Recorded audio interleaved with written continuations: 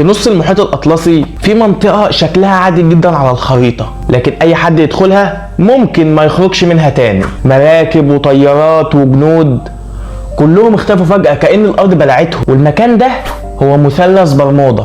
تعالوا نبدأ من الاول. المكان ده بيكون فيه 3 نقط: ولاية فلوريدا في امريكا، وجزيرة برمودا، وبورتوريكو. ولو شبكت خط ما بينهم هيطلع الشكل مثلث، ومن هنا جه الاسم. بس ليه المثلث ده بالذات بقى رمز للرعب والاساطير؟ اشهر حادثة حصلت في ديسمبر 1945.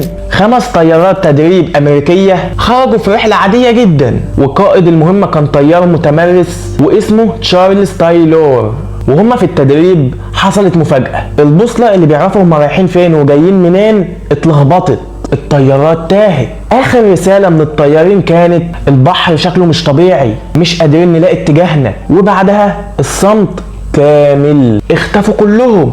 مش بس كده، الطيارة اللي طارت تدور عليهم اختفت هي كمان. الحادثة دي خلت العالم كله يسأل ايه اللي موجود في المثلث ده. مش كده وبس، في 1918 اكبر سفينة تابعة للبحرية الامريكية USS سايكلوبس اختفت هي كمان.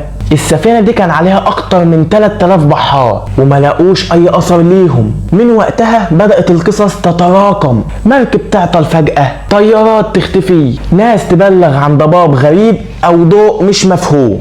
طبعا ظهرت تفسيرات غريبة.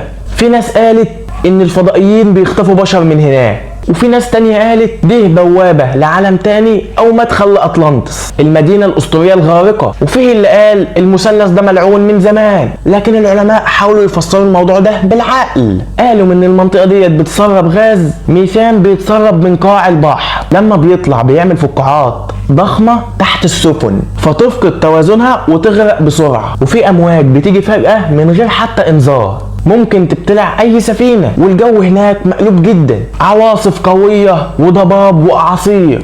اما بالنسبة للطيارات فبيقولوا ان المجال المغناطيسي في المنطقة ديت بيخلي البوصلات تخرف. لكن هل ده معناه ان مثلث برمودا اخطر مكان في العالم؟ الحقيقة لا. دراسات حديثة قالت ان نسبة الحوادث اللي بتحصل هناك مش اكتر من اي منطقة تانية في المحيط. يعني ممكن يكون اللغز كله مجرد مبالغة، قصص وصحافة وحكايات متقطعة. بس السؤال اللي بيبقى في الدماغ: ليه كل القصص الغريبة ديت مرتبطة بالمكان ده بالذات؟ هل فعلا في سر ورا مثلث برمودا، ولا احنا اللي عملنا منه اسطورة عشان نخوف نفسنا ونستمتع بالقصص؟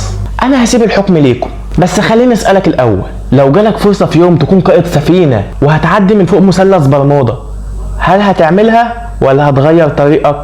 سلام.